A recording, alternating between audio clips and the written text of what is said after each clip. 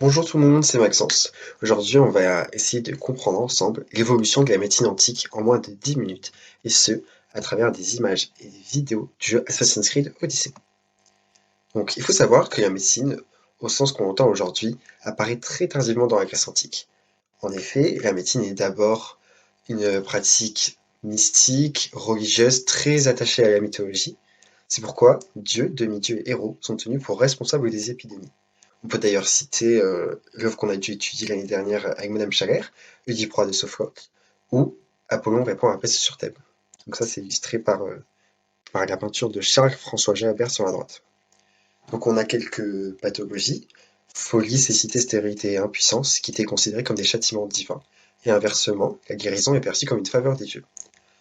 C'est pourquoi les archéologues ont retrouvé de multiples ex-voto. Donc les ex-voto, c'est des offrandes destinées aux dieux, soit pour leur demander des faveurs ou justement pour les remercier des faveurs qui leur ont été accordées. Donc là, un petit jeu. Quel est le dieu en question sur cet ex-voto en bas à droite? Je vous invite à mettre la vidéo en pause pour que je puisse continuer. Voilà. Donc comme précisé précédemment, je vais m'appuyer sur quelques petites vidéos du jeu. Voilà, on est parti. Théion était la résidence des prêtres. Assurant le lien entre les patients et les dieux, les prêtres jouaient un rôle essentiel dans le fonctionnement du sanctuaire. Ils étaient souvent élus à la prêtrise pour une période d'1 an. Mais on pouvait aussi acheter cette charge, si on en avait les moyens. Outre l'interprétation des songes des patients dans l'abaton, les prêtres assuraient ou supervisaient rituels et sacrifices. Lorsqu'ils exerçaient ces fonctions, ils étaient généralement vêtus de blanc. Voilà.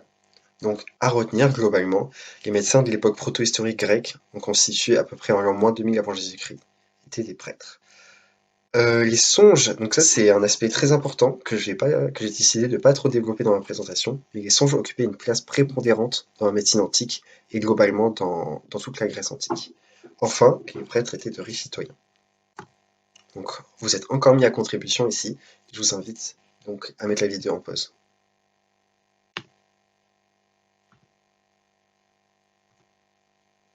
On peut maintenant aborder la médecine homérique. Donc la médecine homérique, on se situe à peu près au 8e siècle avant Jésus-Christ, qui marque un réel tournant dans l'histoire de la médecine.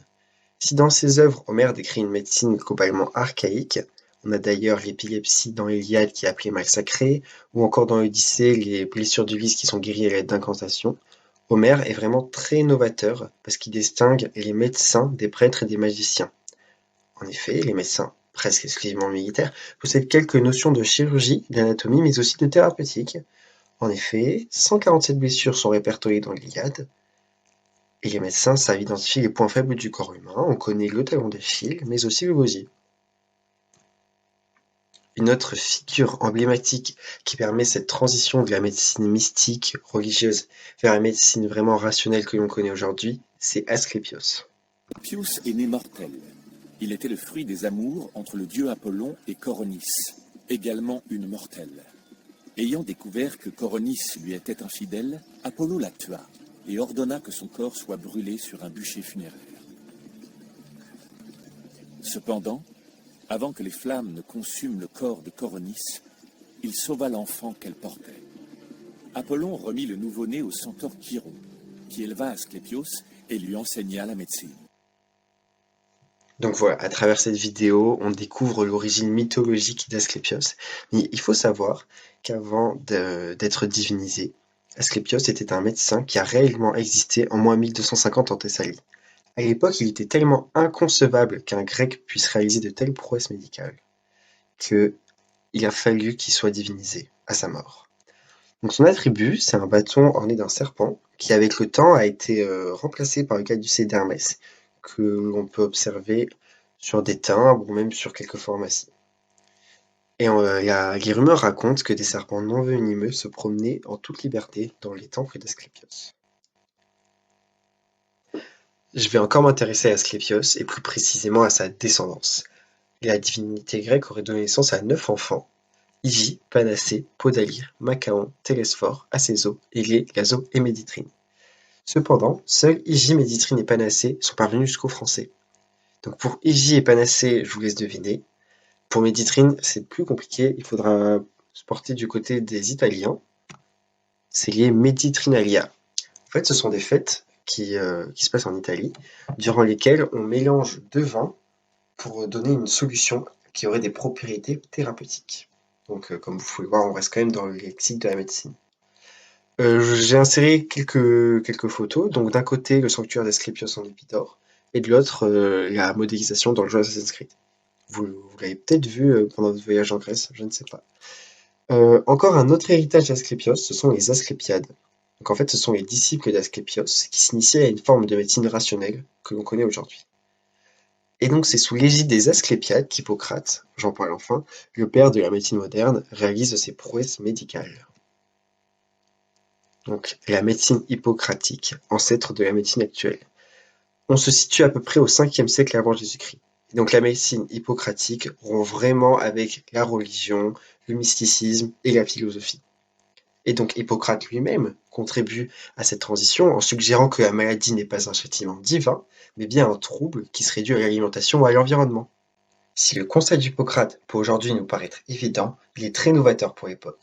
Il apporte des progrès immenses en matière de médecine. En effet, la maladie devient plus rationnelle et les traitements aussi. On va peu à peu s'éloigner des incantations et des rituels pour avoir recours aux médicaments, aux plantes et même à des outils spécialement destinés aux malades. On peut par exemple citer l'ancêtre du plâtre, le dispositif hippocratique représenté à droite. Hippocrate est aussi considéré comme le père de la médecine antique pour avoir créé le corpus hippocratique, un recueil qui réunit toutes les connaissances de la Grèce et Égypte antique que l'on connaît au 5e siècle avant Jésus-Christ. Toutefois, les historiens s'accordent à dire qu'Hippocrate était seulement à l'initiative de ce projet.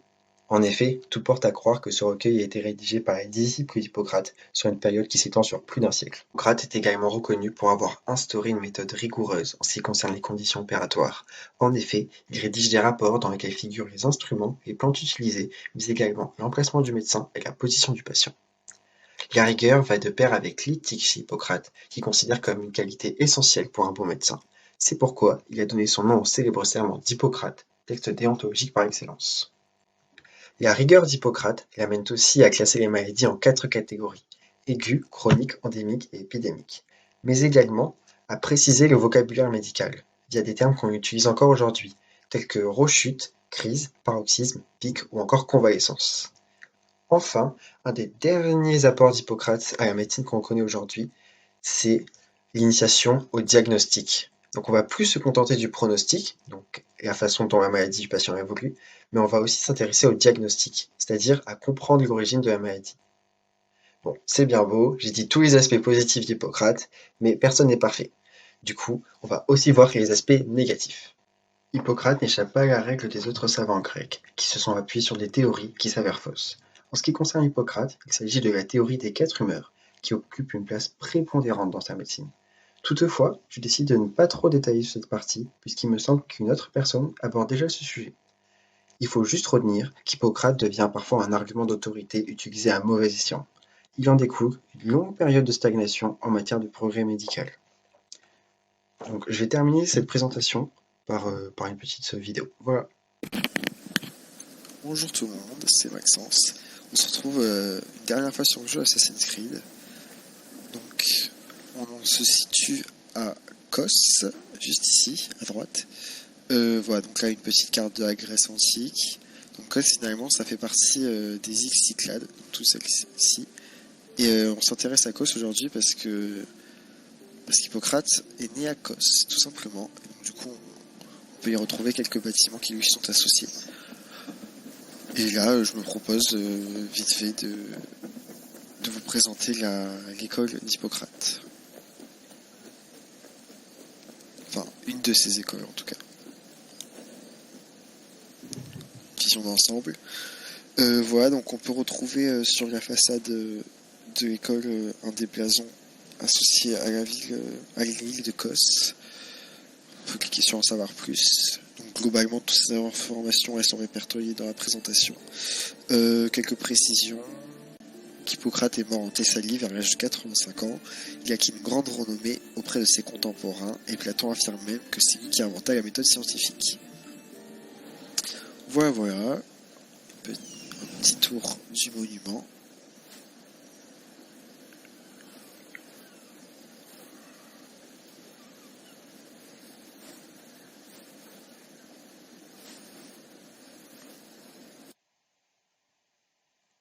Voilà. Merci d'avoir écouté ma présentation. Et si vous avez des questions, n'hésitez pas.